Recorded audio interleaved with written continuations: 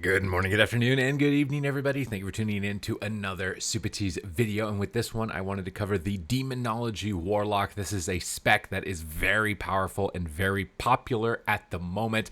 And I'm going to be covering tactics to combat this specialization so that you no longer have to be at the mercy of the armies of legions that they command of demons. So the main tactic that you want to take into account when fighting a Demonology Warlock is to take stock of the types of crowd control you have on your team, particularly area of effect stuns and root effects. So for my team here, for example, we have Chaos Nova and AoE stun from the Demon Hunter, we have Mass Entanglement from a Druid, and we have the Earth Grab Totem from a Restoration Shaman, as well as Emergency Capacitator Totems. And you want to be using these area of effect crowd controls when the enemy Warlock empowers their pets. This is when they've summoned their demonic tyrant. If they are paired with, and most commonly are going to be paired with, an unholy Death Knight, you want to be aware of the dark transformation from the Death Knight, and you want to use these area of effect crowd controls during those empowered pet moments so the pets can't connect to you.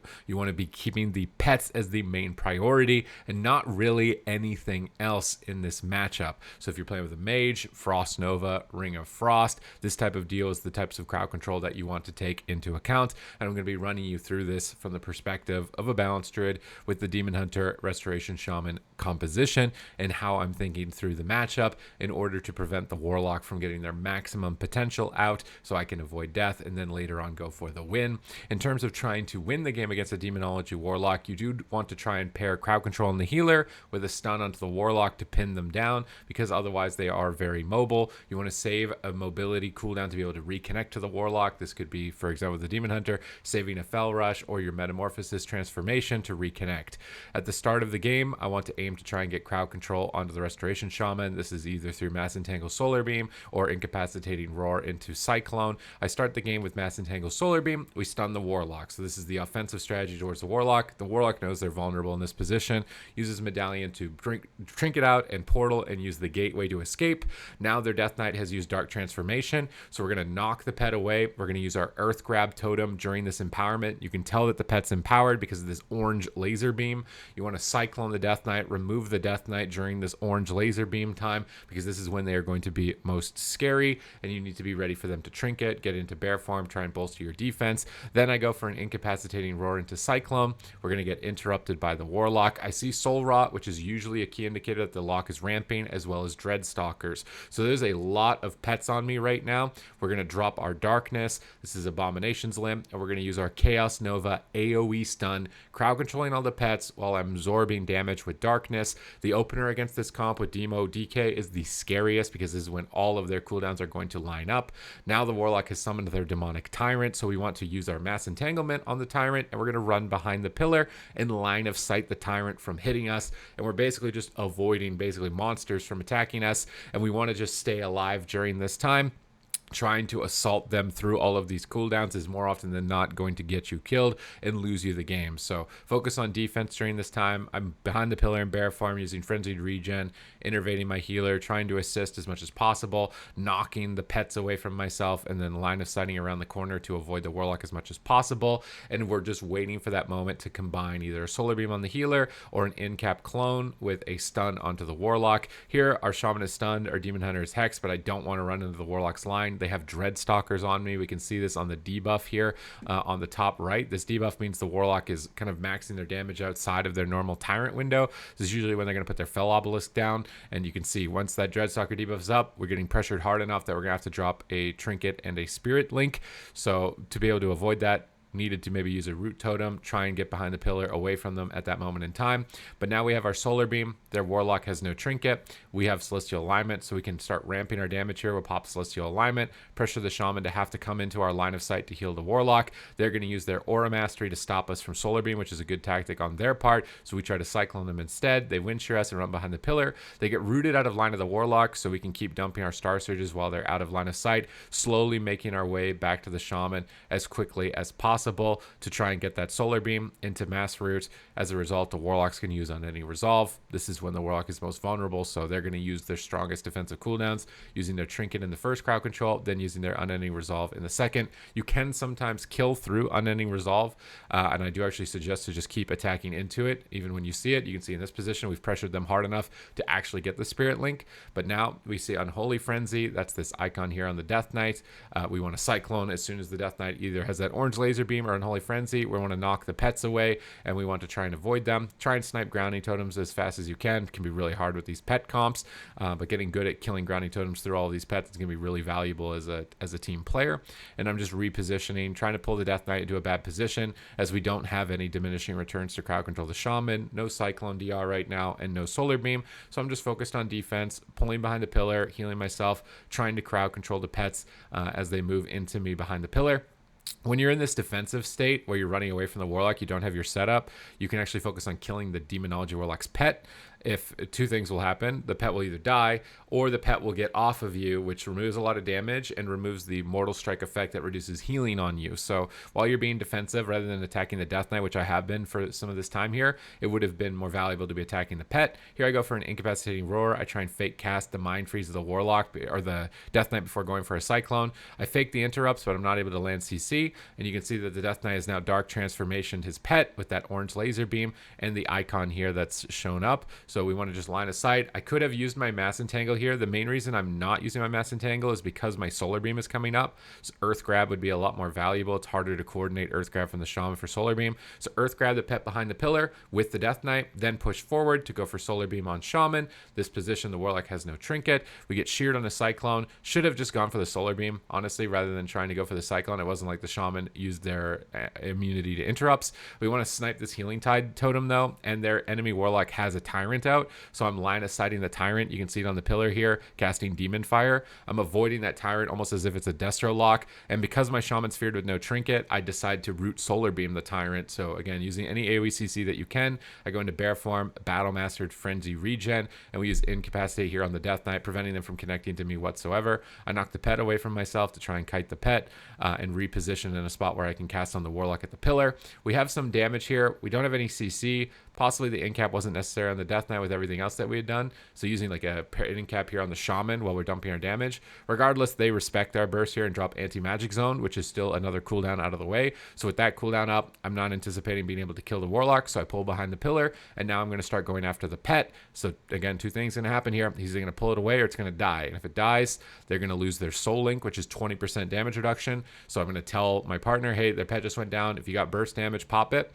Now the Death Knight's popping Abomination's Limb. I need to try and crowd control this as soon as possible. We're going to incap roar it, get into bear form, run away, frenzied regen, line of sight. We also have mass root, so we can root the Death Knight here behind the pillar and prevent them from connecting during their most powerful cooldown. We also then just move in line of the lock. We're going to Cyclone them, try and get interrupts out of the way for our Shaman so that they can restabilize us through their massive burst damage. And as soon as we've survived that Abomination's Limb, we do want to try and shift gears and look to try and get aggressive. So we're going to need to build up some Astral Power. Death Knight now pops their Dark Transformation, so we still need to focus on defense for a moment. I'm going to duck behind the pillar, try and line aside all the interrupts so I can cast Regrowth on myself and wait for my Shaman to be able to get back to me, move into their line of sight, Cyclone the pen on the Dark Transformation. You're juggling a lot of different crowd control DRs, trying to be aware of not only the players but as well as the pets in this type of matchup, so you do want to note that. Here we stun the Shaman into an Imprison, and we're going to start going after the Warlock. You can use Wild Charge in bear form to root targets so that your allies can connect to them easier, and here I Cyclone the Warlock pet. Cycloning it is almost the same as killing it. It will remove Soul Link from the Warlock, which means they take 20% more damage. Then I move the Cyclone away from the pet to the Warlock to get them crowd controlled. Then I Solar Beam the healer to stop them from healing, and the Shaman has to trinket this. We can then use an Incapacitating Roar on the Shaman to interrupt their heals in this position. I'm just faking interrupts instead, and I get the Cyclone. Then we want to dump as much damage in this window as possible. We've got our dots up. We've got Empower coming up soon. We want to try and keep chaining these Cyclones as much as we can. Unfortunately, going for Wrath here was a mistake. It's a much slower cast, and it gets interrupted. Sending the Empower here, not the best as my Demon Hunter was feared. Probably should have waited a little bit longer until that we could both connect. connect. But because we don't have CC, I'm going to pull back to the pillar. I'm going to dot the pet, go after the pet, avoid as much of the imp damage as possible, and try and go out, kill the pet so the soul link goes away once again, and avoid damage while my shaman is feared. We can get into Eclipse here and cycle in the death knight on their cooldowns and just blast our star surges here onto the pet. Our demon hunter gets hex. I try and reposition the decurse. Mistake. Get baited into the open. Now all of the enemies can freely attack me. Tyrant is coming from the warlock. We don't have an AoE CC right now, so we're going to go into bear form. We actually did. We have Chaos Nova, so saving that Chaos Nova to stun the pets and the tyrant when it comes out. Really good plan. I'm going to then root the tyrant. We cap totem the tyrant and move behind the pillar, killing the healing tide while I'm retreating away. And at this point, we've slowly whittled down the shaman's mana. We've been getting through their trinkets, and every setup we're getting closer to being able to finally execute a kill onto the warlock. I think cycloning the pet to prevent the soul link or killing the pet to prevent the soul link is going to be a key factor to the win condition against the Demonology Warlock. But here now, the Death Knights empowered their pet. They've got Unholy Frenzy. They're going to be doing a lot of damage. So we're going to incap all the pets, incap the Death Knight, try and knock them around and try and reposition away from the Death Knight and their burst damage. We have our Stampeding Roar coming up pretty soon. We root the Death Knight behind the pillar. We can use our Stampeding Roar to run away. We've dropped Earthen Wall here. It's a little bit unfortunate because the Death Knight was rooted, so I couldn't move away. I have to just kind of tank him while I'm in the Earthen. We've got Battle Master Frenzy Region coming up soon. We're going to Frenzy here because our Shaman is stunned. Our Demon Hunter is still keeping up pressure onto the Warlock, and we're just waiting for our Solar Beam. They have no trinkets on their team, so this is the best time to win the game. We're waiting for their Earthen Wall's defense to fade before going for this crowd control. We can activate our Eclipse and get an Empower in 7 seconds, so I'm telling this to my teammates to coordinate our burst damage for that stun on the Warlock, Solar Beam on the Shaman, probably a Cyclone or something onto the Death Knight, or a Hex, any crowd control on the Death Knight at that time to just remove them from assisting the Warlock whatsoever would be good to be able to close the game. So I'm trying to Cyclone the Death Knight. They interrupt it, so I'm telling my teammates, hold the go, wait.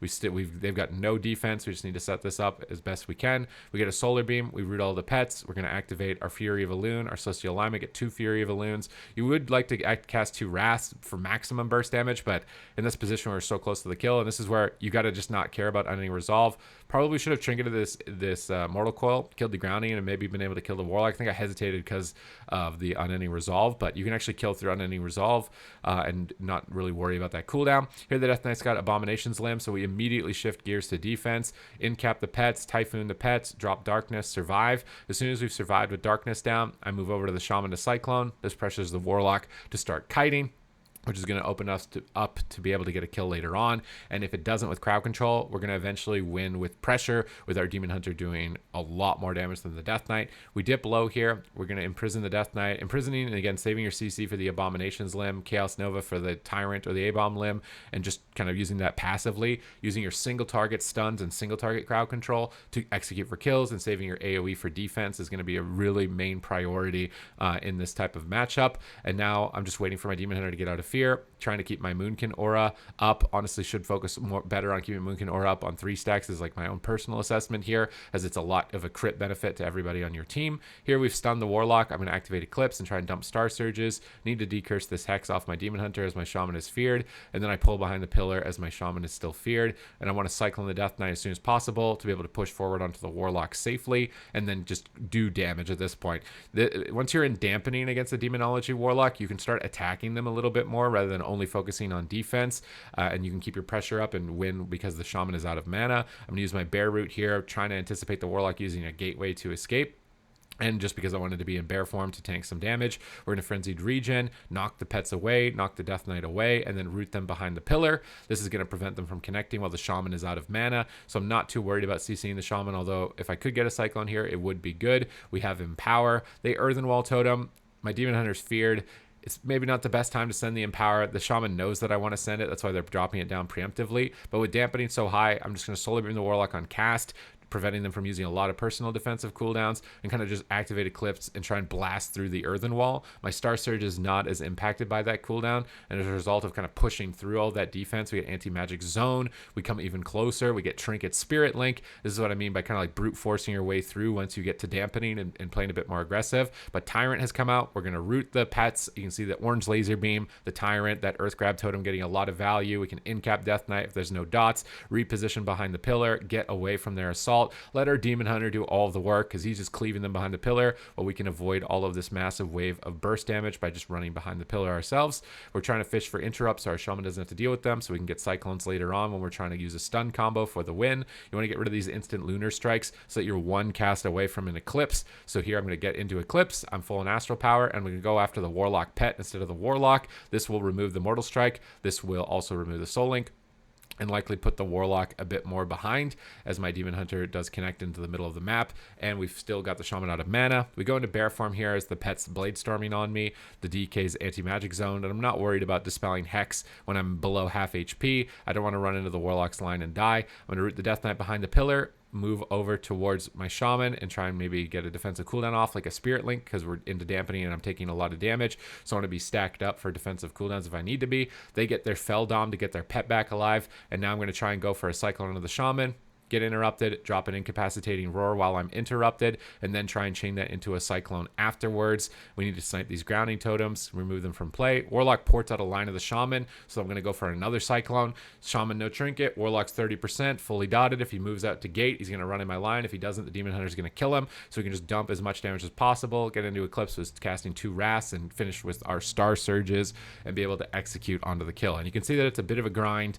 A lot of other compositions may have an easier time executing this type of strategy to be able to pull off a win against a Demonology Warlock, but I just wanted to show you why it's so powerful, what you can do about it, and help you out with your goals here, as it's the last week of the season. So good luck with your pushes. I hope that you enjoyed the video. Thank you very much for watching, and hit the subscribe button.